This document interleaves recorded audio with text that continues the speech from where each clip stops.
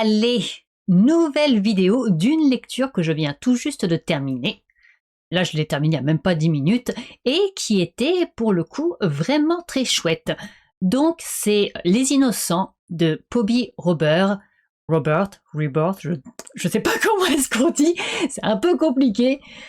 Mais voilà, c'est un thriller où on suit alors une femme inspecteur, Hemingway si je ne dis pas de bêtises, qui est un peu une dure à cuire et qui a besoin de l'être parce que dans son métier qui est très machiste forcément, elle est toujours un petit peu mise à l'épreuve et c'est quelque chose que le bouquin nous fait bien comprendre à plusieurs reprises, c'est que forcément, si un mec fait une erreur, ah, ça passe, tu vois, il a fait une erreur. Si une nana fait une erreur, forcément, elle n'est pas faite pour ce métier, elle fait n'importe quoi, blablabla. Et donc, c'est vraiment un aspect du livre que j'ai bien apprécié, c'est que, du coup, on ferme pas les yeux sur le sexisme qui peut exister dans ce genre de métier et le combat que doivent affronter les femmes qui le font. Donc elle est inspectrice à la criminelle, si je ne dis pas de bêtises, ou un truc comme ça. Et comme je dis, c'est une dure à cuire, alors elle hésite pas à jouer de la gâchette. Parfois de façon un petit peu trop, comment dire, un petit peu trop facilement. Elle fait du zèle.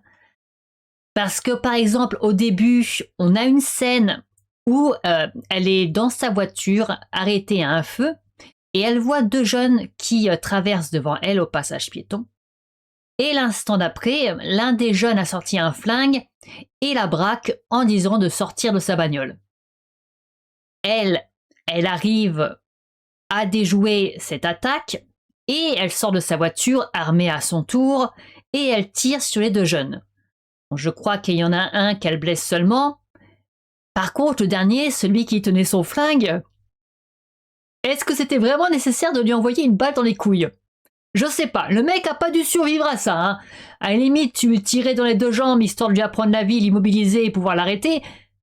Mais là, c'est un peu violent, surtout que derrière, il n'y a pas de répercussions dessus. C'est quand elle arrive à la crime, en fait, à la criminelle, elle est félicitée par ses collègues parce que la scène est passée du coup à la télévision et tout le monde la félicite.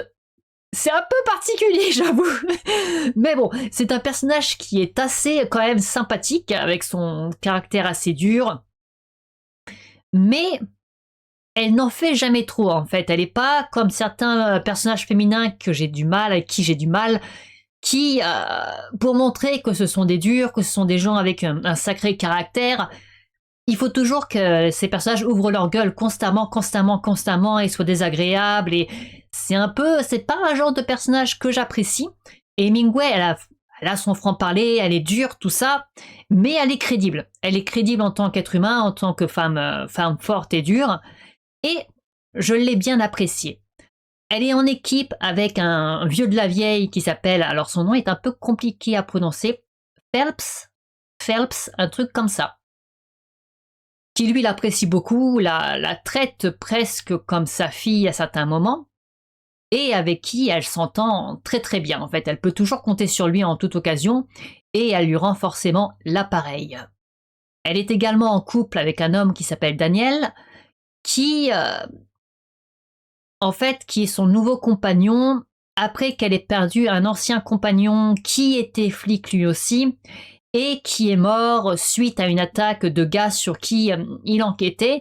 Et cette mort, en fait, la traumatise encore aujourd'hui, et c'est quelque chose sur lequel elle va beaucoup revenir au cours du bouquin, sur cette mort qui continue vraiment de la choquer et de la hanter, même si le gars en question était plutôt un sombre connard.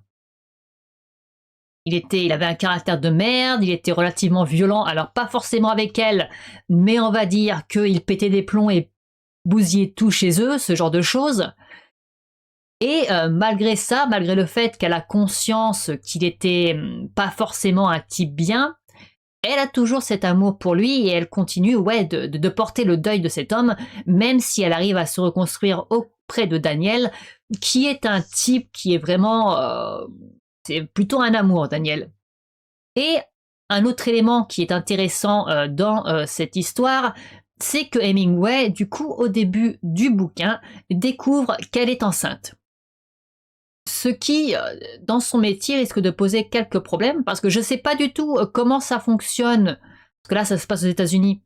Parce qu'elle a dit que si on découvre qu'elle est enceinte, en fait, elle risque d'être poussée à la porte, même d'être virée carrément. Donc je ne sais pas si aux États-Unis c'est quelque chose de normal ou pas. Mais en tout cas, soit elle décide de garder le gosse et du coup elle perd son métier, soit elle décide d'avorter et elle garde son métier. Et elle en parle à Daniel d'ailleurs, et celui-ci est, comment dirais-je, la soutient dans son choix. Il lui dit, bon écoute, fais ce que tu veux, moi je serai là pour te soutenir. Et c'est un truc qui est très bien en fait, parce que alors peut-être que c'est parce que le bouquin a été écrit, je crois que c'est un Canadien ou une Canadienne qui l'a écrit.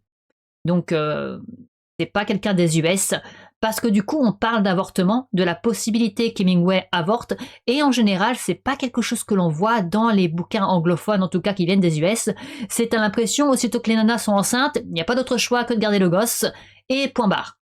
Alors que là, Hemingway, pendant tout le bouquin, elle hésite. Elle sait pas. Est-ce qu'elle veut vraiment garder cet enfant? Ou est-ce qu'elle préfère avorter? Est-ce qu'elle se voit élever un enfant malgré sa vie, malgré la dangerosité, excusez-moi, du monde qu'elle connaît très bien à cause de son métier? Est-ce qu'elle a vraiment envie de toujours craindre pour cet enfant, vu qu'elle a vu des choses absolument horribles et qu'elle sait ce qui peut lui arriver? C'est un peu un choix compliqué sur lequel elle hésite terriblement. Et même si ça ne se voit pas encore qu'elle est enceinte, son collègue Phelps, lui, devine qu'elle l'est et lui dit oui, forcément, tu feras une bonne mère, mais c'est à toi de choisir. Donc lui aussi la soutient. Et les innocents, pour y venir, ça parle de meurtre d'enfants, justement, donc ce qui n'aide pas du tout Hemingway à voir le monde d'un bon œil. En fait, on découvre des enfants mutilés. Et alors, il me semble que c'est les pieds au début qui sont découpés. Et ils sont découverts du côté d'une sorte de rivière. Et on remonte finalement la piste vers un pédophile qui s'appelle Deacon, je crois, qui a un fétiche qui est celui des pieds des enfants. En fait, toute sa vie, il a découpé des enfants, il a tué des enfants, il leur a découpé leurs pieds pour les garder dans un congélateur, et parfois, il les sort pour se branler dessus. Voilà, c'est très gai. Et donc, il remonte cette piste pour l'arrêter, mais peut-être, en fait, qu'il n'est pas forcément seul dans tout ce délire. Et c'est là-dessus que l'enquête, autour de quoi l'enquête va tourner. Est-ce qu'il est seul ou pas, et qui serait cette autre personne? Et je trouve que c'est une enquête qui est très bien menée. Alors c'est un bouquin qui est très trash. Bon, on parle de meurtre d'enfants. Déjà, c'est pas glorieux, mais aussi c'est assez graphique, je trouve.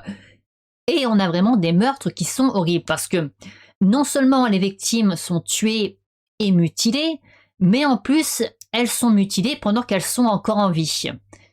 Le plaisir du tueur ou des tueurs, c'est vraiment de découper ses enfants pendant qu'ils sont encore en vie. Alors je crois qu'ils leur mettent, pas un anesthésiant, mais un truc un peu pour les immobiliser, pour les shooter, mais ils sentent la douleur quand même. Donc, Et il y a beaucoup de meurtres d'enfants dans cette histoire parce qu'ils sont un peu dépassés et le ou les tueurs semblent insaisissables.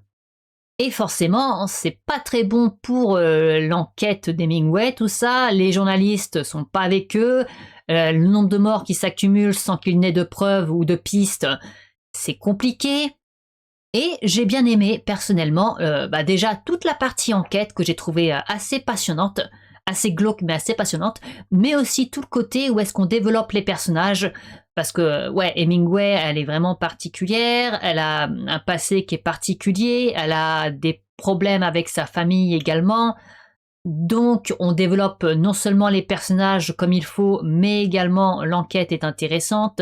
Donc vraiment, c'est un livre que j'ai beaucoup apprécié.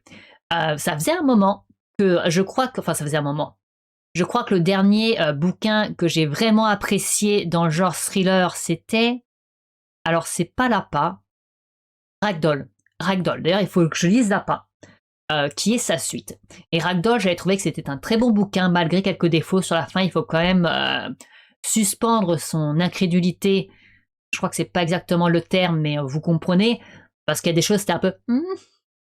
Et ouais, depuis Ragdoll, je crois que je n'avais pas autant apprécié un bouquin.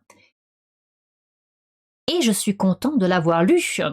Ça fait plaisir, un bon thriller avec des personnages qui sont attachants, avec des événements qui s'enchaînent bien. Même si sur la fin... Alors, la fin, la réponse à tout ce merdier, j'avoue, il m'a fallu un sacré moment pour comprendre de quoi il retournait. C'est bien foutu à ce niveau-là, parce que pourtant tous les éléments sont sous tes yeux, mais ouais, vraiment, c'était dans les 100 dernières pages que je me suis dit, même pas les 80 dernières pages, que je me suis dit, ah, c'est ça. C'est forcément ça. Et effectivement, j'avais pas tort, c'était ça, même si j'hésitais entre plusieurs trucs, mais j'avais compris de quoi il retournait, et c'est pas une mauvaise idée, même si encore une fois, un peu comme Ragdoll, je trouve que vers la fin, les explications, il faut suspendre son incrédulité pour certains trucs, parce que c'est un petit peu des fois tiré par les cheveux. Il y a certains trucs, tu te dis, ah oui quand même, oui c'est logique, et d'autres trucs, tu dis, c'est un peu facile. Mais bon, dans l'ensemble, c'est un très bon bouquin. D'ailleurs, on ne suit pas forcément que Hemingway dans cette histoire, on suit également plusieurs des enfants qui sont censés être assassinés. Est-ce qu'ils vont l'être vraiment ou pas? Ça, je vous laisse le découvrir si un jour vous voulez lire ce livre. Mais ouais, on suit également plusieurs de ces enfants. Et bah, il y en a un en particulier, on peut dire qu'il n'a pas de bol dans sa vie, parce qu'il a un père particulièrement répugnant, je ne spoilerai pas plus, mais mon Dieu, quelle horreur! Ah! Donc voilà, je pense que je n'ai pas grand-chose d'autre à dire. Comme je l'ai dit, très bon bouquin. J'ai pris plaisir à le lire. Alors j'ai mis du temps à le terminer, parce que forcément en ce moment la lecture c'est pas trop ça. J'ai pas forcément le temps de lire, parce que la lecture c'est vraiment au bout de mes priorités, des trucs à faire dans la journée. Donc j'ai mis du temps à le lire, ce qui fait que peut-être que je me souviens pas de tout ce qu'il y avait au début à cause de ça.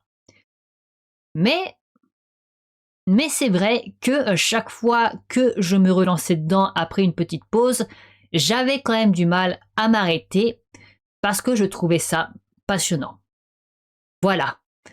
Bon, prochaine lecture que je vais faire, j'espère la terminer pour la fin du mois, histoire de poster encore un petit truc en avril.